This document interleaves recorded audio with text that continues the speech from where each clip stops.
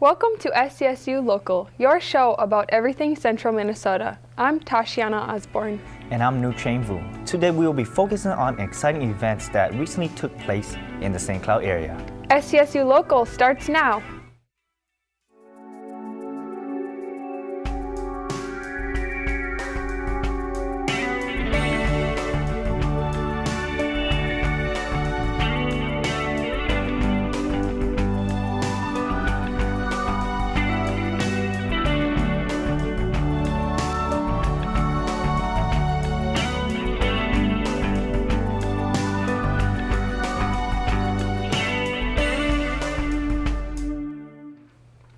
On March 24th, the University Program Board put on their annual Battle of the Bands. Let's see what these local artists can do.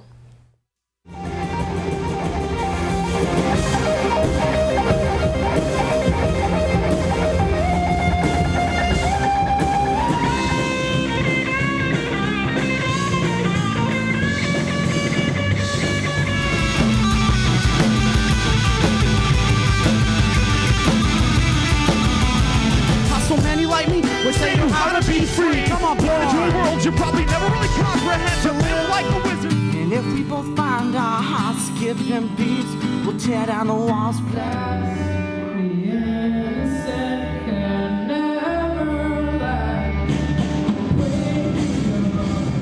Actually, this is the 20th annual Battle of the Bands here, so pretty exciting. We've been kicking it off for 20 years, so we're hoping it's a good one today, and we got a ton of diverse bands today, so it should be fun. The name of the five, we got Aaron Johnson playing, we got Pop Vultures playing, Raspberry Eyes, Nick Lance, and we're giving the Grizzlies a chance too, and a band called Just No Good, so it should be fun.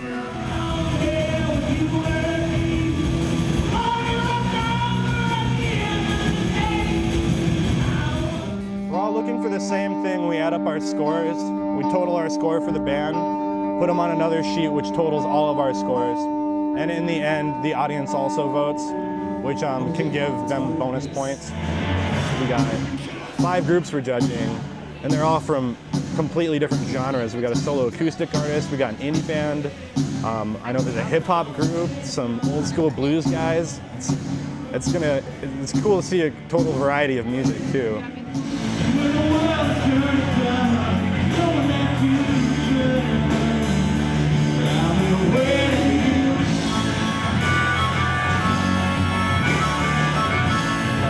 It's definitely a fun thing to come watch. The guy that organized it is a really cool guy. He's really energetic and into his job, and it's just a fun time.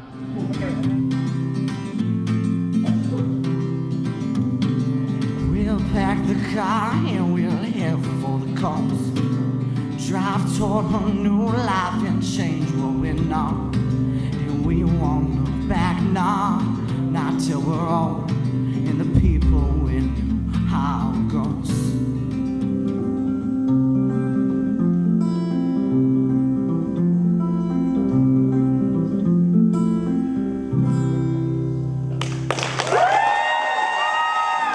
Well, some great stuff happening tonight. I really liked everything that I saw, and I thought it was really fun.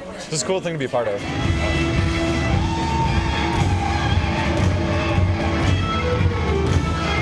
Aaron is a songwriter, prolific songwriter. He's written like a lot of songs.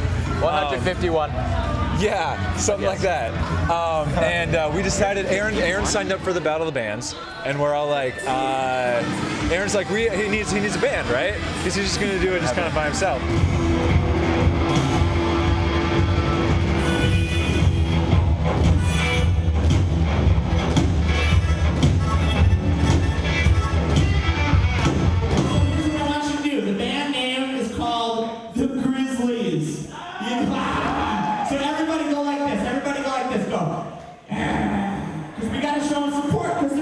With the University Programming Board, probably one of the best experiences of my life.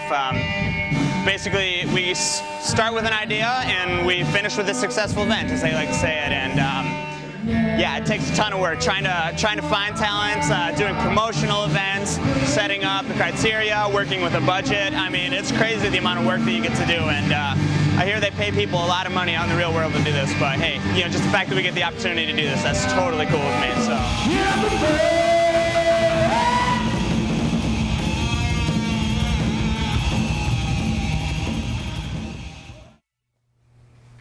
To find out more about events that are put on by UPB, head over to the St. Cloud State University website. We'll be right back.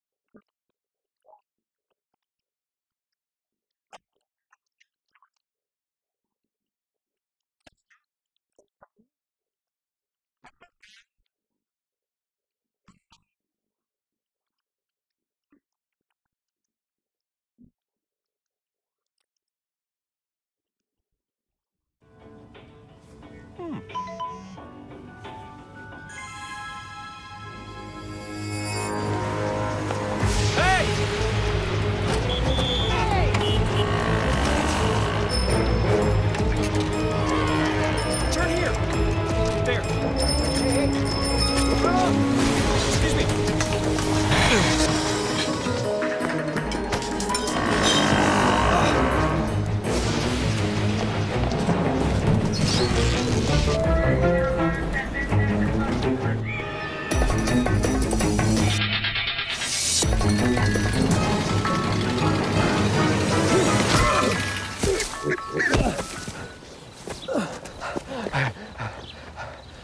So, same time next week?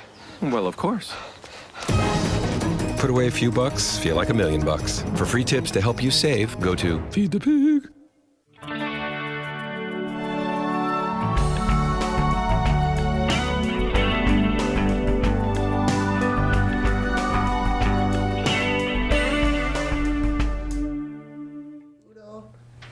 The St. John's University Arboretum recently put on their Maple Syrup Festival. This event demonstrates how maple syrup is made and even had a visitor involved in the process.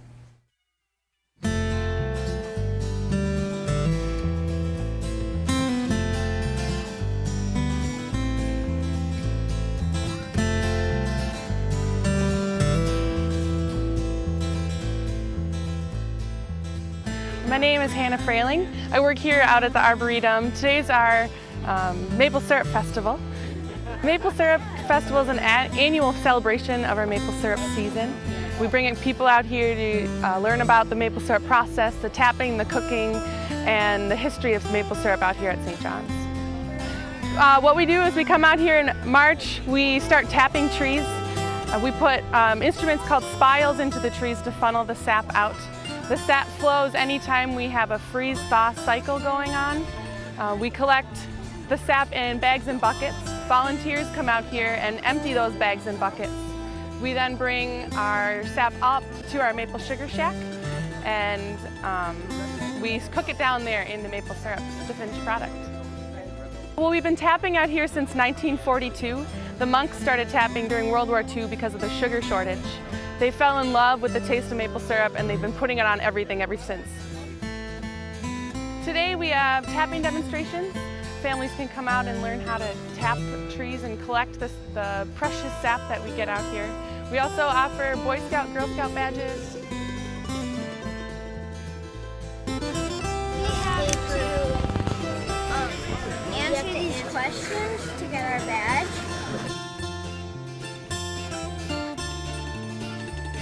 We also offer activities for children and the wonderful, amazing maple syrup sundaes. Ice cream and maple syrup, can't go wrong there. I am eating vanilla ice cream only made great by the maple syrup that's in it. It tastes wonderful. It's a great combination and that's why I'm out here. We need a freeze-thaw cycle. That means freezing at night and above freezing during the day in order to get a good sap flow. So we have been struggling in collecting sap, but thankfully we still have a wonderful pool of volunteers that are willing to come out and collect sap for us. And so we have found success in this very strange weather. You can sign up on our website to be on the maple syrup volunteer list. We always have volunteers coming out here to collect on an almost daily basis, and we really need volunteers. We wouldn't be able to do this whole process without them. And so the best way to get involved is to get on that maple syrup volunteer list. We tap our trees so that even preschoolers can come out and help. So any age, from 4 to 84 can come on out here and enjoy maple syrup season. And we love to reward our volunteers very sweetly. So everyone's welcome.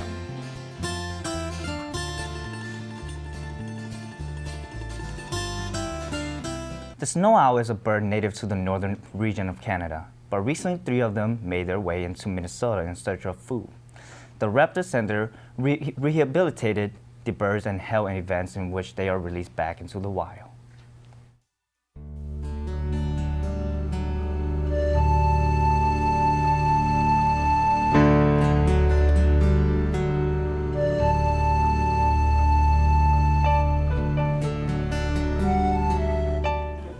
Today is the celebration of snowy owls, where 3 injured snowy owls that were brought to the Raptor Center for medical treatment were actually released back to the wild.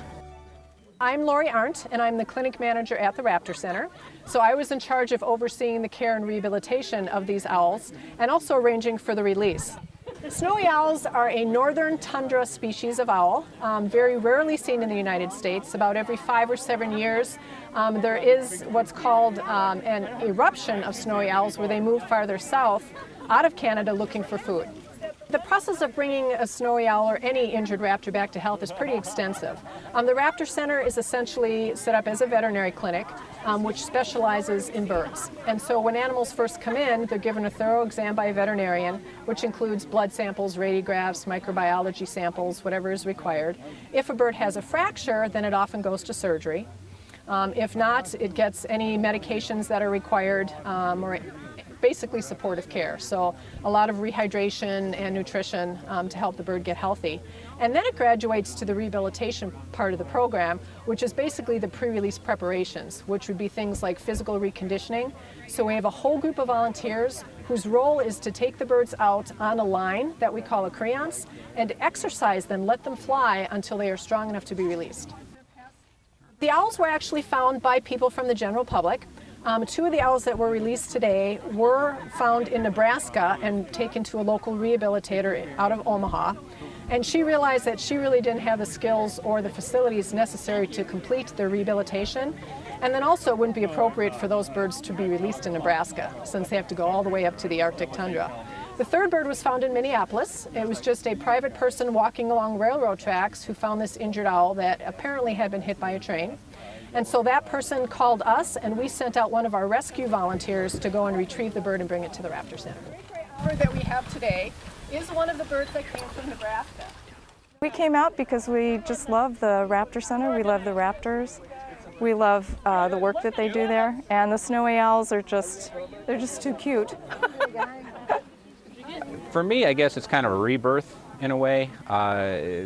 These animals were injured, held in captivity, brought back, and reintroduced into their, into the wild, and have an opportunity to live on. And I think it's neat to be a part of that. It's really bittersweet. I see the birds from the time when they come in and are often in very bad shape, and it's a lot of highs and lows throughout the process. You really put a lot of effort into getting them better. Sometimes they do, sometimes they don't get better. But certainly this is such a celebration of life for us, especially with the one owl that was shot. I mean, that was an intentional injury, which is just unbelievable to me how anyone could do something like that intentionally to one of these beautiful owls. So it's really an emotional time for me because I've seen their struggles all the way from when they come in through all of their exercise until I finally look at them and say, yes, you are ready to go. For me, it was nerve-wracking, but just a wonderful feeling to see him fly. Just to lift him up and then have him take off. That was great. There are a variety of ways that people can actually volunteer their time to help the Raptor Center. Some of it would be on site at the Raptor Center, but we also look for people to transport birds from all across the state to the Raptor Center. And sometimes we even set up relays. For example, like someone from St. Cloud will take it to St. Michael, and then someone would take it all the way, back to the Raptor Center. So there are just a variety of ways that, people can definitely help.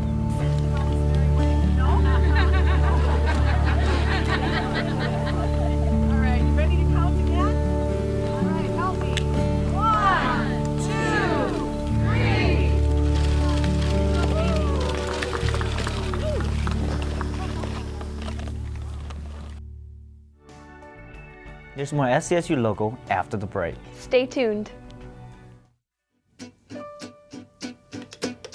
Danse, balance la cadence, on devient tes hanches au bal du dimanche. Danse, que la fête commence, dans ma belle robe blanche, je suis ton chou, ton You didn't give up on sex? Don't give up on birth control either. There are more methods than you think. Find yours at bedsider.org.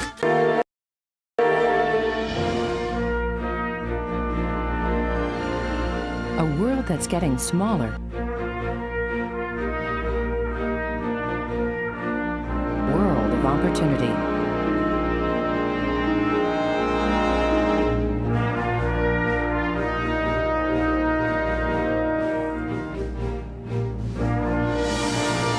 It is a world of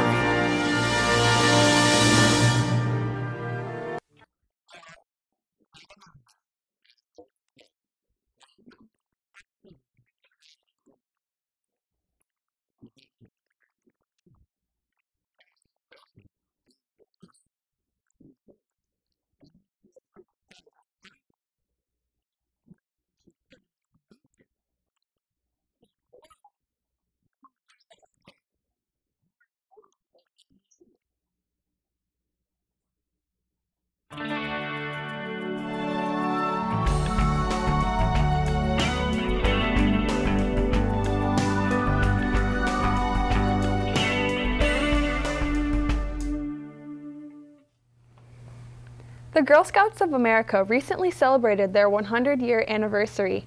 The Stearns County History Museum held an exhibit to commemorate this milestone achievement.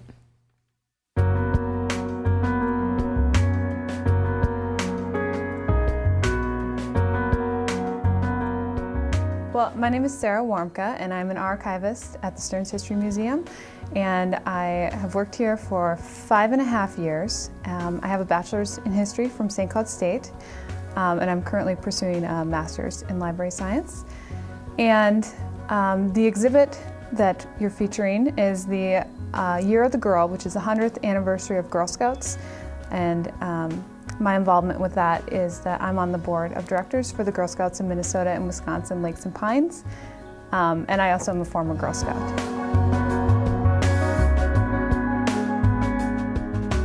I first became involved with the museum and the Girl Scouts when we had a T-Rex named Sue here, and I thought it would be fun to offer girls the chance to come and spend the night in the museum with, you know, a big dinosaur, a T-Rex named Sue. So that was my first way of collaborating with the Girl Scouts and the museum.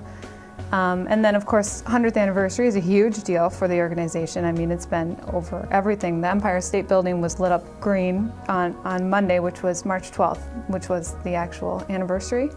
And you see it everywhere. It's just nationwide news that it's the 100th anniversary.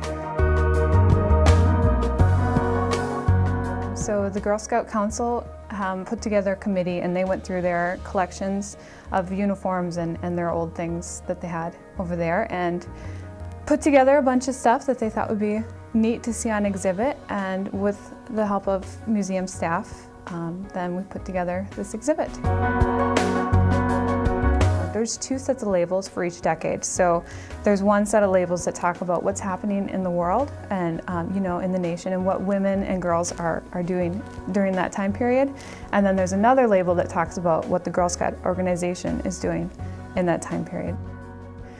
We had an exhibit opening event here to celebrate the Girl Scout exhibit opening, and Girl Scouts were allowed to come in for free. So there were lots of Girl Scouts in uniform, and they dressed up some of the girls in the old uniforms, which was really neat to see. And there were 116 people that came, and there were Girl Scout cookies served and lemonade, and it was a really fun event.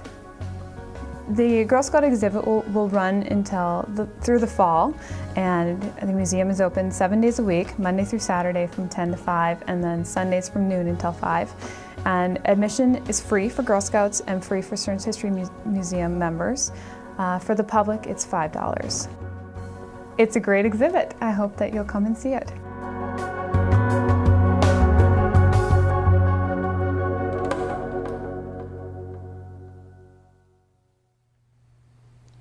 Stay tuned. We'll be right back.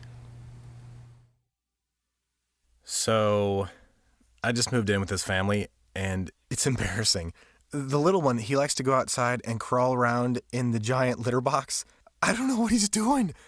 I mean, I was born and I knew how to use the litter box. Look at that. That's disgusting. Oh, poop already. You're making me nervous. Oh, okay, I can't look at this anymore.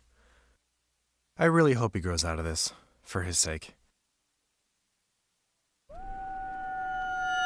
St. Cloud State University's Mass Communications Department, providing you the hands-on experience needed to thrive in the professional media industry. With opportunities in television production from UTVS News, radio experience with 88.1 FM KBSC, the student newspaper, the University Chronicle, and live broadcasts of hockey with Husky Productions.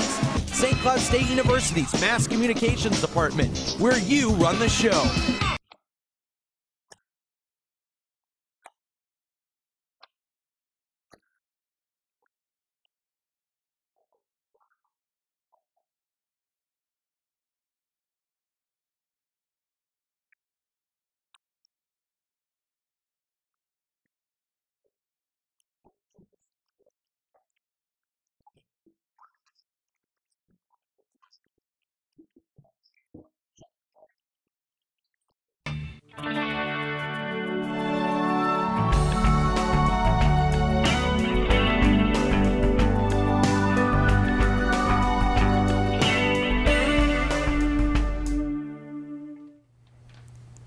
Nepal Night brings the best of Nepal to St. Cloud State University.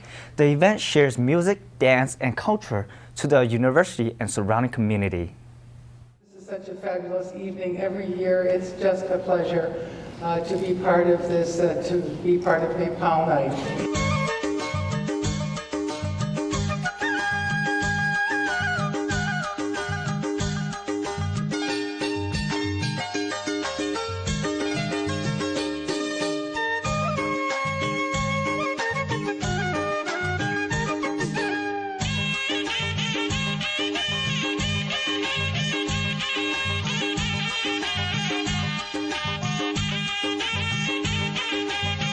Nepal Night, a night in a year to present entire culture within 2 hours, or a night to present the effort of a year for 2 hours. I'm the president of this association. That's the Nepalese Student Association. And well, we have all put a team together in order to make this Nepal Night. It's a night generally to share, educate, and preserve Nepali culture in St. Cloud community. Hours and hours and hours. Me personally, not so many hours. Them, lots and lots of hours. Lots of practice, a lot of auditioning, getting everything just perfect. So they do a great job. This time we have effort. In Nepali we call it prayatna. An effort to present our culture, an effort to share our culture, an effort to preserve our culture. And all these dances and all these foods are somehow related to that theme. The food's always kind of really, really great. I have to say, I always look forward to that. I don't know, it's just working with the students. You know, the music is great, the dancing, but then I love the food too. Well, the food, which is happening right now, I'm really excited for. And also there's lots of really good songs. A couple of my friends are performing, and that was really good to see that side of them, which is cool, celebrating their culture. I think that my favorite part of all the international nights, and including Nepal Night, is the incredible talent that's housed within our international student organization. One thing I've learned in NSA as a student is teamwork divides the task and multiplies the success. It's just great to see how different we are, but yet still very, very similar. The one thing that I love about the Nepalese students is they're so willing to share their culture with everybody, and they're also so willing to really kind of understand the other cultures that are around them. It's a great way to see how alike we really are while still being culturally different. Nepal is a magnificent country for its landscape and its wonderful people. My visit was in honor of you. You make a tremendous difference on our campus and this community. Among your you are among our very best students. They say if any culture attempts to be exclusive, then it will not survive. The St. Cloud State University Athletics program recently introduced their new athletics director, Heather Weens. Let's see what she has to offer our programs. Has a 20, he's gone. 10, 5, touchdown, Dante Stewart Pittsburgh. Jumping second place finish to August Dennis, Nate Herda. The Huskies got it. Pagel, 3, yes. I am delighted to shortly introduce our new athletic director. I'm going to give you Heather Weems, our new AD.